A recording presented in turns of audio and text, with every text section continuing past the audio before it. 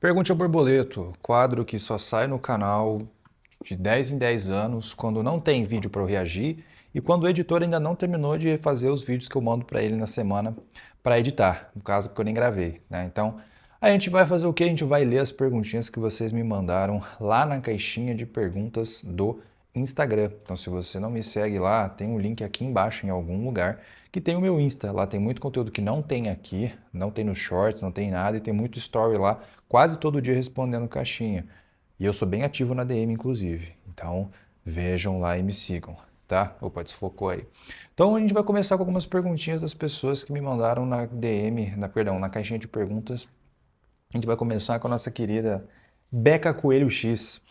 Como funcionam as máquinas com três anilheiros? Cara, lembra um tempinho atrás, quem me segue no Instagram faz um tempinho, eu falei, ó, isso daqui vai ser a revolução das máquinas, vai ser as próximas máquinas que vocês vão ver, assim, à torta e à direita na academia. Vai demorar um pouco para chegar no Brasil, como demorou uns 2 aninhos, mas chegou, tá? Então, como é que funcionam? Essas máquinas que têm três anilheiros, a gente gosta de chamar de máquina com perfil de resistência variável. O que é um perfil de resistência? É a maneira que o torque ele se comporta durante o exercício. Então, se você faz pegar lá um supino inclinado, é um supino, qualquer supino, vai um supino reto. Quando você está com a barra no peito, é onde tem mais alavanca, porque a alavanca é o tamanho do seu braço, tá? A alavanca é daqui até aqui, certo?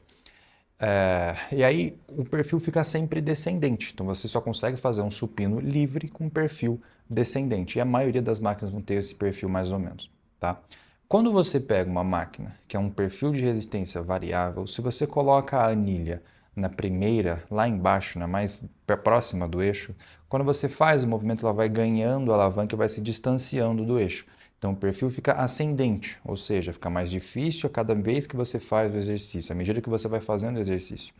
Já o anilheiro do meio é um U invertido, bem sutil. Então ele vai ganhando alavanca, chega no meio e depois ele vai perdendo um pouco de alavanca. Então o U ele fica invertido. E já a de cima, se você já entendeu a lógica, ele vai sempre perdendo alavanca enquanto você vai fazendo o exercício, porque o anilheiro vai se aproximando do eixo. E aí, teoricamente, algumas musculaturas se beneficiariam de alguns determinados perfis de resistência, a depender de onde que elas se encontram dentro de uma curva de comprimento, tá? Aí, isso é comprovado, de fato, vai fazer uma diferença muito grande? Olha, muito grande eu duvido, mas por que não fazer se você tiver a máquina, tá? Tem algumas questões relacionadas a também conforto articular, tá? Então a gente tem alguns alunos, principalmente alunos que moram na gringa, tá? E alguns alunos que têm umas academias muito fodas no Brasil, até uma Smart Fit ou outra já está tendo, que eles têm essas máquinas, eles mandam pra gente e a gente fala qual que é o percentual de peso que tem que ficar em cada uma das anilhas. Geralmente vai ser algo em torno de o invertido descendente ou invertido ascendente. Sempre tem alguma coisa no meio para poder deixar o perfil de resistência um pouco mais confortável, tá? É isso. Vamos para a próxima pergunta do nosso mano Rian Freak 01. Como você conseguiu, não, como você começou e chegou até onde está? Tem algum conselho? Se você me mandou isso, eu imagino que você acha que eu estou em algum lugar o qual você gostaria de chegar. E eu não gosto de falsa modéstia, eu sei que hoje eu estou em um patamar muito bacana da minha vida e da minha carreira, numa idade muito curta, eu tenho 24 anos, para quem não sabe, eu nasci em 2001. Então, como? Inclusive, eu vi hoje um vídeo que foi postado lá no canal do meu mentor, que é o Luiz. Ele postou um vídeo meu e do Garim lá. Tem um cara que postou, tem até que conversar com ele, que ele falou assim: pô, o Samuel mudou minha vida, porque ele falou que se você planta valor, você colhe valor. Eu falei, caralho, que da hora. Porque de fato esse é meu mantra, tá? Então eu vivo pela lei da semeadura. Então enquanto você colhe, enquanto você plantar, tu vai colher mais para frente. Então planta valor na vida das pessoas, crie boas relações, principalmente. À medida que o tempo passa, mano, eu vou sempre entendendo que é muito mais sobre as pessoas que tu conhece ao longo do caminho e como elas te conectam com outras pessoas, do que de fato esse excesso dessa capacidade que você acha que você tem, tá ligado? Eu sou um cara que eu sou bem fechado, tenho meu círculo social ali, meus amigos que eu conheço desde que eu tenho 10 anos de idade, então eu já escolhi as pessoas que eu vou meio que morrer do lado, sabe? Mas no mundo dos negócios, no mundo das empresas, eu entendo que algumas oportunidades aparecem quando você conhece determinadas pessoas. E a gente não está falando de criar pensando em interesse, tá? Mas e sim conexões reais, só que dividindo muito bem o que são amigos, aqueles que eu chamo para minha casa para jantar, e outros que são bons colegas de trabalho, que a gente tem uma relação acima do que seria a média, acima do que seria o normal. Por um exemplo, eu conheci o meu BPO financeiro aqui dentro de uma das minhas empresas, num evento que teoricamente era para networking. E ele me conectou com um cara que é dono de uma plataforma, tipo uma Hotmart da vida, onde a gente vai ser apresentado para esse cara e teoricamente eu vou ter a minha Hotmart lá dentro, eu vou conseguir lançar minhas aulas na plataforma desse cara com uma taxa muito mais baixa do mercado, tendo acesso diretamente ao dono e fazendo até algumas importações de alunos para dentro da consultoria, que é um problema que a gente tem em outra plataforma. Se não fosse esse cara que eu conheço ao longo do caminho, porra, uma puta de uma pica, um puta de um problema que eu tenho, eu ia ter que me fuder sozinho para resolver. Outra situação que aconteceu esses dias, a gente estava dentro de uma das empresas regulando um CRM. Se você não sabe o que é, tudo bem. E é muito difícil fazer essa merda, é um saco. E aí eu, porra, conheci um cara, contratei esse cara, inclusive, e falar, meu, tu não conhece um cara que manja pra caralho de automação, de IA e tudo mais? Ao invés de eu ter que me fuder para achar um cara de confiança que cobra um valor legal, não, ele falou, meu, com esse cara aqui, pega o número dele, já me conectou com o cara, tá ligado? Então é muito mais, eu tô vendo que a vida é muito mais pensando no mundo empresarial, das pessoas que tu conhece, como elas conseguem te conectar às pessoas certas, do que qualquer outra coisa. E isso é bem novo para mim, porque eu sou um cara que sou bem fechado, não gosto de conversar com pessoas que eu não conheço, mas estou mudando isso ao longo do tempo porque eu estou vendo a importância disso no final do dia, tá? Então, é o que eu te recomendo. Plante valor, você vai colher no futuro e tenha relacionamentos estratégicos, vamos dizer assim, tá bom? Vamos pro próximo. Fala, Samuel, quais são os benefícios do ciclo de carbo? Para você que não sabe, ciclo de carbo, o nome já é bem, né, diz bastante. Você coloca alguns dias de carbo alto, alguns dias de carbo baixo e alguns dias de carbo moderado.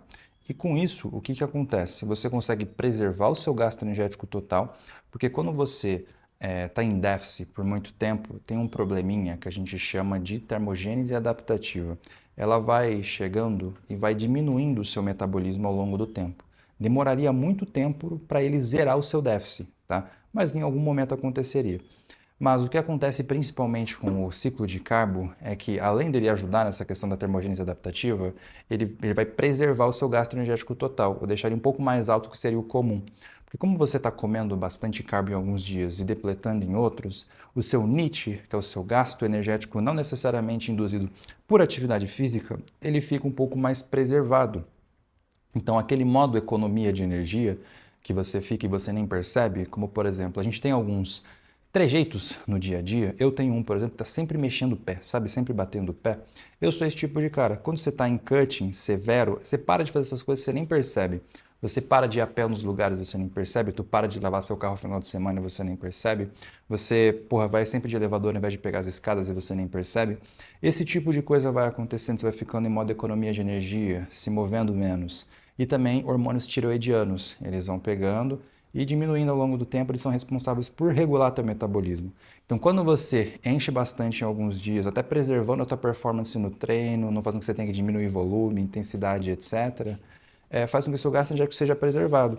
E aí existe uma outra questão também, que é um aumento na adesão à dieta e principalmente uma chance menor de rebote depois que o teu cutting acaba. Isso é datado em literatura, não ciclo de carbo em si, mas um termo que a gente chama de intermitência de déficit.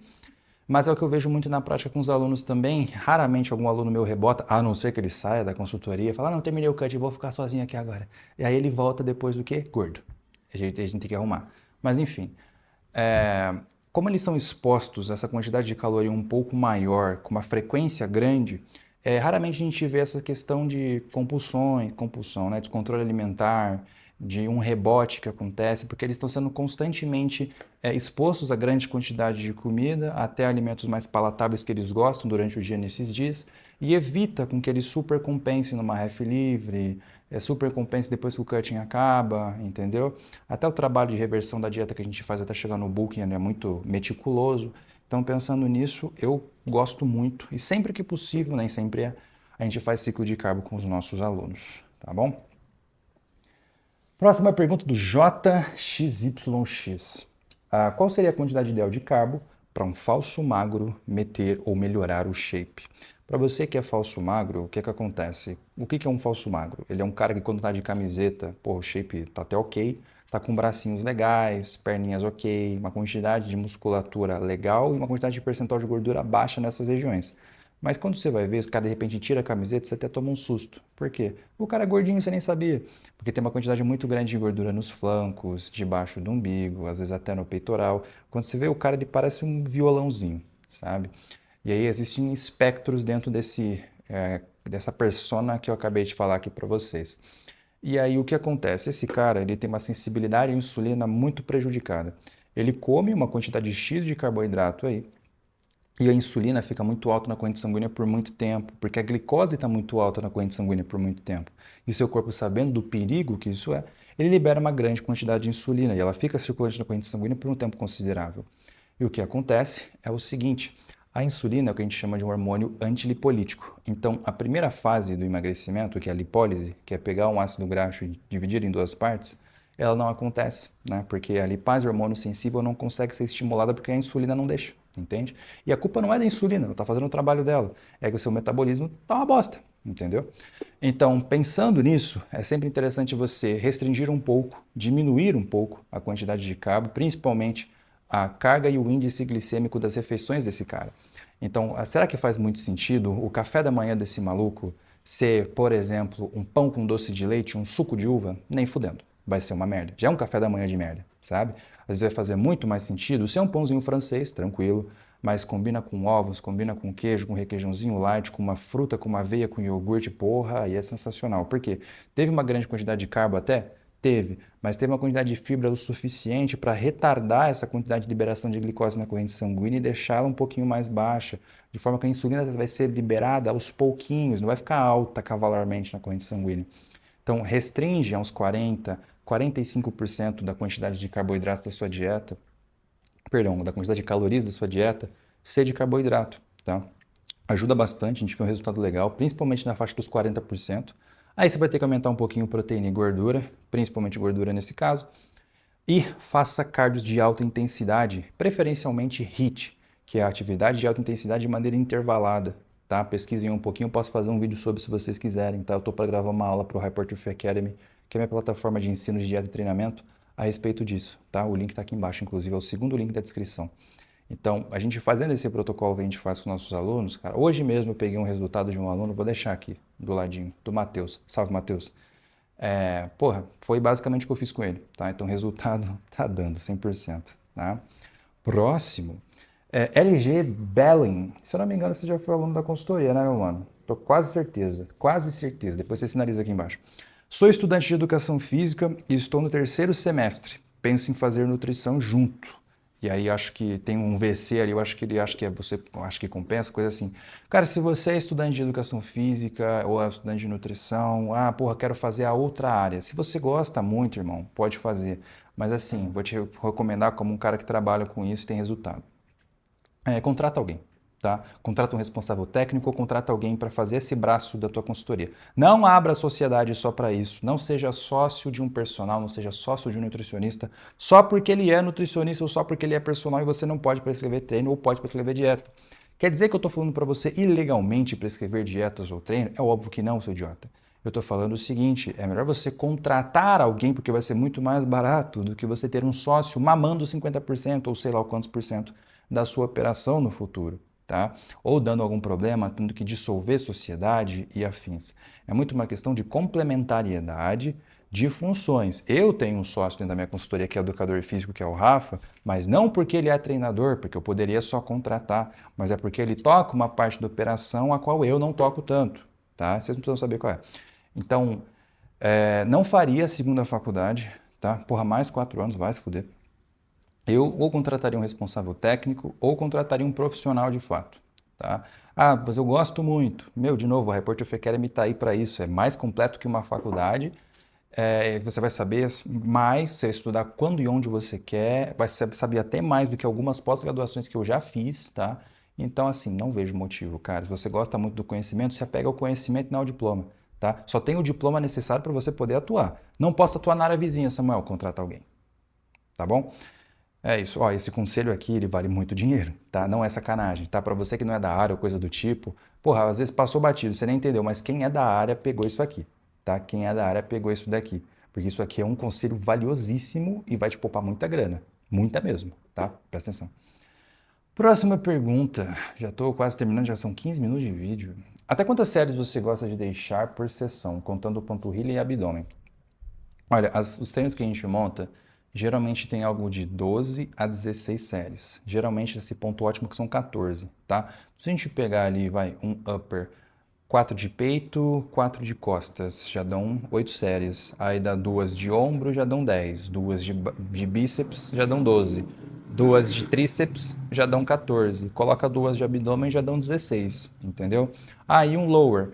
Porra, já coloca duas de posterior, vai, um lower 2. 4 de posterior de coxa, duas para quadríceps, duas para glúteo, mais duas para glúteo para de repente uma abdução, mais duas por causa de uma abdutora e de repente mais para panturrilha. Já dá umas 14 a 16 também, entendeu? Então sempre fica nessa média, 14 a 16 séries. Os 12 eu acho que eu deixei um pouco abaixo. Quem sabe no push-pull legs upper lower, aí fica até um pouco perto dos 12, tá?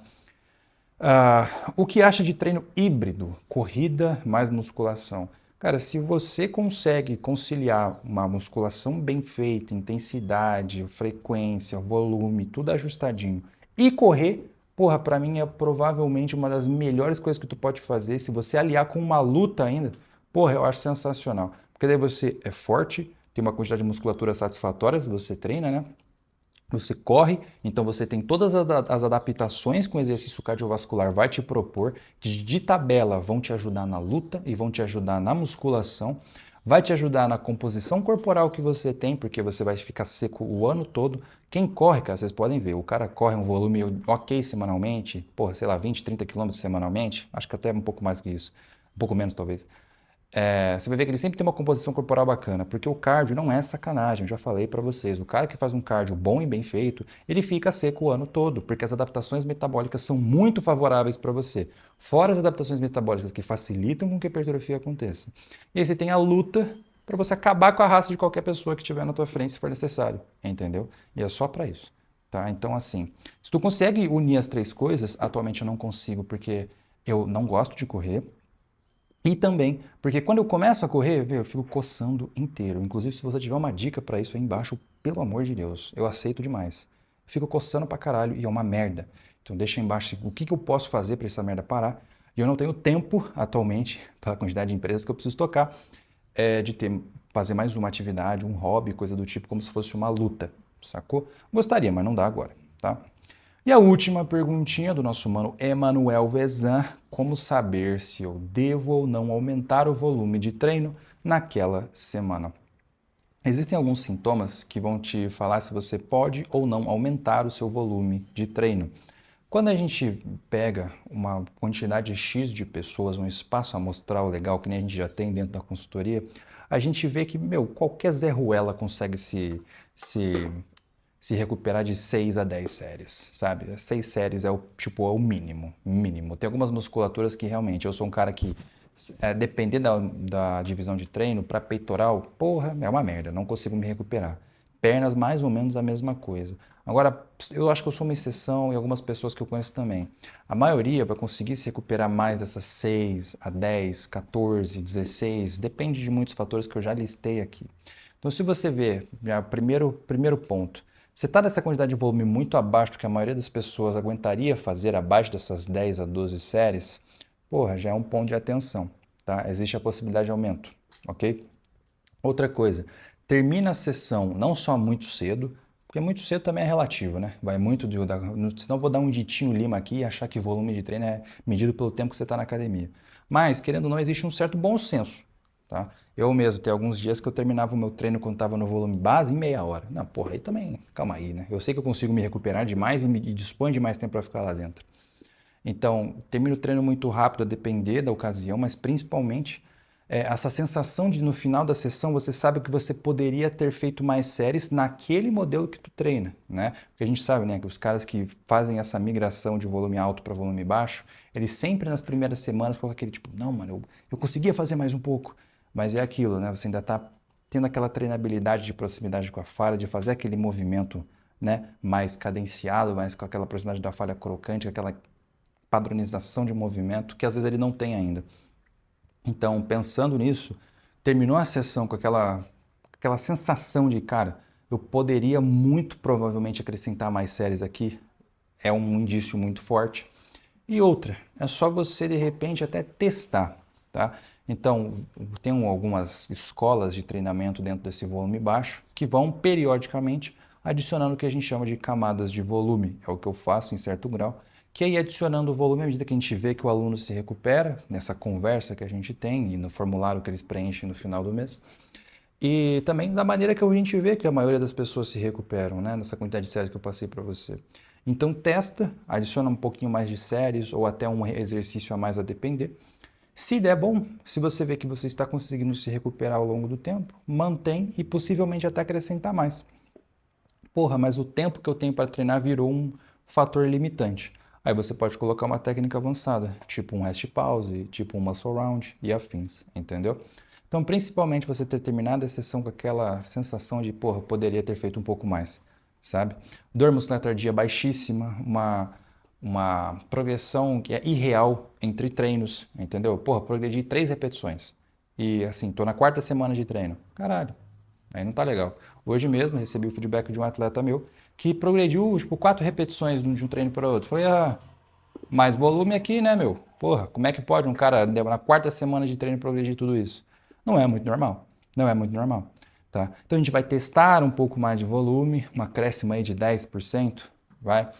Se recuperou bem, vou deixar 2 semanas para tirar a prova, né? Então, porra, essa semana eu adicionei volume. Semana 1, não foi tão legal. Deixa eu tirar a prova na semana 2, que às vezes foi só um dia específico. Não, semana 2 foi ok. Tá, vamos ver a semana 3 para eu tirar a prova de novo. Não, semana 3 foi ok. Então, ok, se você se recuperou desse volume, mete marcha aí, vamos ver na próxima atualização o quanto a gente consegue aumentar.